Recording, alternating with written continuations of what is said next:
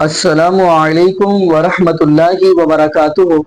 اعوذ باللہ من الشیطان الرجیم، بسم اللہ الرحمن الرحیم۔ قل ان کنتم تحبون اللہ فاتبعونی یحببکم اللہ ویغفر لکم ذنوبکم واللہ غفور رحیم۔ جی ناظرین، جیسا کہ آپ کو سوشل میڈیا کے ذریعے پتہ چل گیا ہوگا کہ مرزا علی جنیدی کو رات گرفتار کیا گیا، 3 MPO کے تحت گرفتار کر کے ان کو جیل میں منتقل کر دیا گیا۔ تو ناظرین، جیسا کہ آپ کو یہ بھی بتاتا چلوں، انجینئر کا ایک کلپ چند دن پہلے وائرل ہوا تھا جس کے اندر وہ کرسچن کے حوالہ سے گفتگو کر رہے تھے۔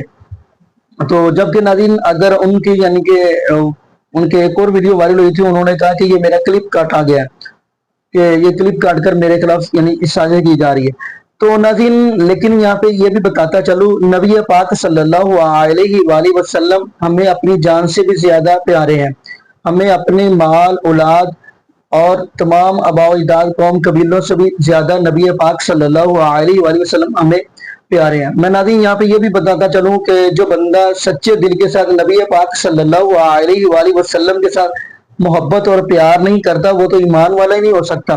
تو ناظرین آپ کو ویڈیو دکھانے جا رہے ہیں، مفتی طارق مسعود حفظہ اللہ تعالیٰ کے اوپر جب ایسا مسئلہ پیش آیا تو مرزا علی جنیدی حفظہ اللہ تعالیٰ نے ان کی حمایت کا اعلان کیا تھا، یعنی کہ ان کے بارے میں یعنی کہ بات کی تھی۔ تو ناظرین لیکن مفتی طارق مسعود حفظہ اللہ تعالیٰ نے یہ بات کہی کہ یہ اوپر سے بات کر رہے ہیں، میری حمایت کا اندر سے کچھ اور ہے۔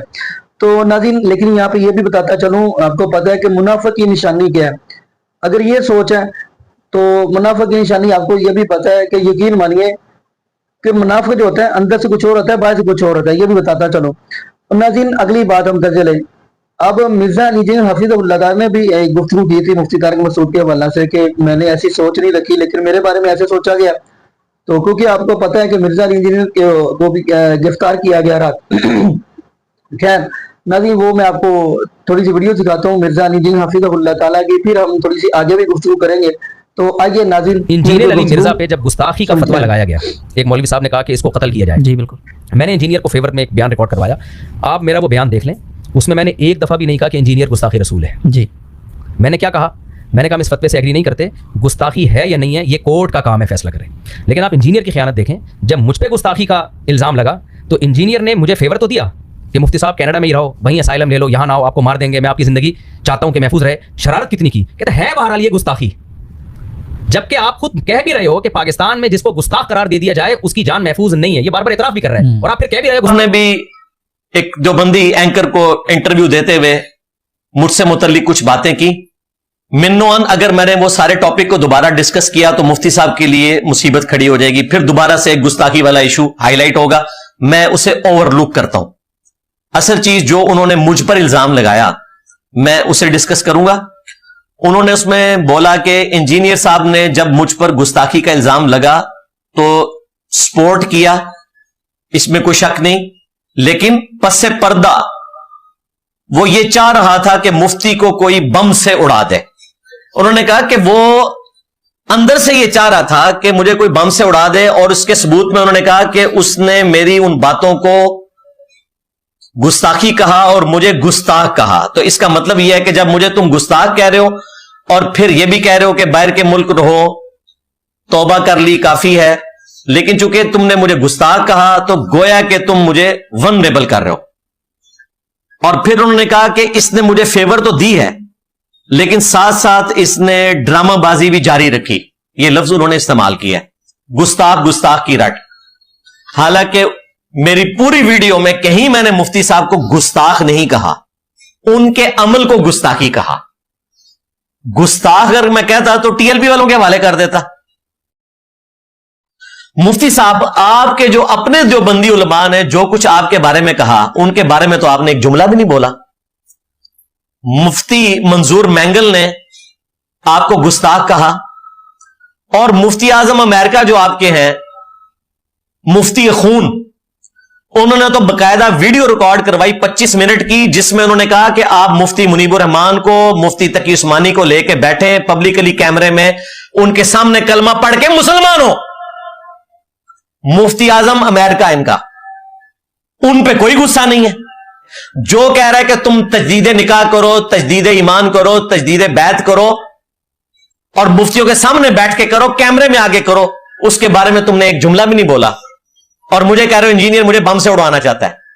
تو بھائی مفتی اعظم امریکہ تو آپ کو ایٹم بم سے اڑوانے جا رہا تھا.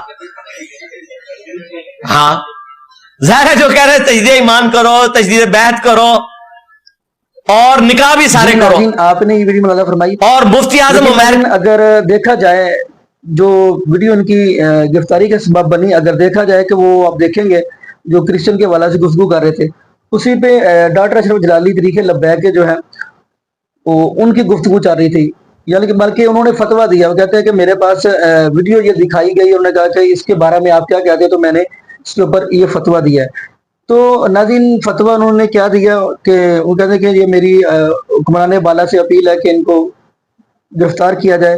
تو انہوں نے نبی پاک صلی اللہ علیہ وآلہ وسلم کی گستاخی کی ہے. ناظرین یہاں پہ یہ بھی بتاتا چلوں, نبی پاک صلی اللہ علیہ وآلہ وسلم آخری نبی حضرت محمد رسول اللہ صلی اللہ علیہ وآلہ وسلم ناظرین ہمیں اپنے تمام یعنی مال جان تمام سے زیادہ عزیز ہیں. بلکہ یہاں پہ ایک مجھے حدیث بھی ذہن میں آ گئی, حضرت عمر بن خطاب رضی اللہ تعالی عنہ میرے محبوب علیہ السلام سے فرما رہے ہیں, پیارے حضرت عمر بن خطاب رضی اللہ تعالی فرمانے لگے, اللہ کے نبی جی میں ہر چیز سے زیادہ آپ سے محبت کرتا ہوں سوائے اپنی جان کے. تو نبی پاک صلی اللہ علیہ وسلم فرماتے ہیں کہ عمر ابھی آپ مومن نہیں ہوئے. تو حضرت عمر بن خطاب رضی اللہ عنہ فرمانے لگے کہ اللہ کے محبوب علیہ السلام جی میں اپنی جان سے بھی زیادہ محبت کرتا ہوں. فرمایا اب پکے مومن ہوئے ہیں. تو ناظرین دیکھیں, اگر آپ صحابہ کی نبی پاک صلی اللہ علیہ وآلہ وسلم کے ساتھ محبت دیکھیں, لیکن ہم ناظرین محبت پیار کے دعوے کرتے ہیں, لیکن محبت اصل میں کیا ہے؟ اصل میں محبت یہ ہے کہ ہم نبی پاک صلی اللہ علیہ وآلہ وسلم کے طریقہ کے مطابق اپنی زندگی گزاریں. یعنی جیسا کہ آپ نے قرآن پاک کی یہ بھی آیت علماء سے سنی ہوگی, آتاکم الرسول فخذوا وما نہاکم عنہ فانتہوا, کہ اللہ رب العالمین کا قرآن کہہ رہے جو میرا محبوب آپ کو دے وہ لے لے, جس سے منع کرے وہاں سے آپ رک جائے. ناظرین مزہ تو تب ہے کہ نماز نبی پاک صلی اللہ علیہ وآلہ وسلم کے طریقہ کے مطابق ہو. مزہ تو تب ہے کہ جیسے میرے محبوب علیہ السلام نے اپنے بچوں کے حقوق, ماں باپ کے حقوق بتائے ہیں, ایسے ہم حقوق کا بھی خیال کریں. یہ ہمیں نبی پاک صلی اللہ علیہ وسلم کی سیرت سے سبق ملتا ہے. نبی پاک صلی اللہ علیہ وآلہ وسلم کے صحابہ نے کیسے محبت اور پیار کر کے دکھایا. آپ کو وہ بھی حدیث میں سناتا چلوں, اتنی محبت اور اتنا پیار, اس کو ناظرین بولتے ہیں کہ نبی پاک صلی اللہ علیہ وسلم کے ساتھ سچے دل کے ساتھ محبت. جیسا کہ آپ کو سن ابو داؤد کی غالباً حدیث ہے, نبی پاک صلی اللہ علیہ وآلہ وسلم جوتے مبارک پہن کر نماز پڑھا رہے ہیں, تو صحابہ نے بھی پیچھے پہنے. یہ ہے سچی محبت کی نشانی, پیچھے صحابہ نے بھی جوتے پہنے ہوئے ہیں. اب نبی پاک صلی اللہ علیہ وآلہ وسلم نماز کے اندر ہی اپنے جوتے اتار کر بائیں جانب نبی پاک صلی اللہ علیہ وسلم نے رکھ دیے, تو صحابہ نے پیچھے اتار کر رکھ دیے. خیر جب سلام پھیرا محبوب علیہ السلام نے, تو نبی پاک صلی اللہ علیہ وسلم فرماتے ہیں میرے صحابہ آپ نے کیوں اتارے؟ مجھے تو جبریل علیہ السلام نے آ کر بتایا کہ آپ کے جوتوں کے نیچے نجس چیز لگی ہے. تو صحابہ فرمانے لگے اللہ کے محبوب علیہ السلام جی ہم نے تو آپ کی تابع داری کرنی ہے, ہم نے تو جو آپ نے کام کیا ہم نے وہی کرنا ہے, ہم تو آپ کی کاپی کریں گے. بلکہ نبی پاک صلی اللہ علیہ وآلہ وسلم کے صحابہ نے فرمایا ہوگا انما کان قول المؤمنین اذا دعوا الی اللہ ورسولہ لیحکم بینہم ان یقولوا سمعنا واطعنا واولئک هم المفلحون. یعنی جہاں پہ اللہ اور اس کے رسول کی بات آ گئی, نبی پاک صلی اللہ علیہ وسلم کے صحابہ نے فوراً کہا ہم نے سن بھی لیا اور مان بھی لیا. ہمارا بھی حق یہ بنتا ہے جہاں پہ محبوب علیہ السلام کی بات آ جائے وہاں پہ فوراً کہیں کہ ہم نے اس بات کو سن بھی لیا اور مان بھی لیا. باقی ناظرین یہاں پہ ہم دعا کرتے ہیں اللہ پاک ہمیں نبی پاک صلی اللہ علیہ وآلہ وسلم کی شریعت کے مطابق زندگی گزارنے کی توفیق دے, اور اللہ پاک ہمیں 5 وقت کا پکا اور سچا نمازی بنا دے, اور جتنے بھی بے اولاد جوڑے ہیں اللہ پاک سب کو نیک نورینہ صحت تندرستی والی ایمان والی لمبی والی اولاد عطا فرما دے. جزاکم اللہ خیرا, احسن الجزاء. السلام علیکم ورحمۃ اللہ وبرکاتہ.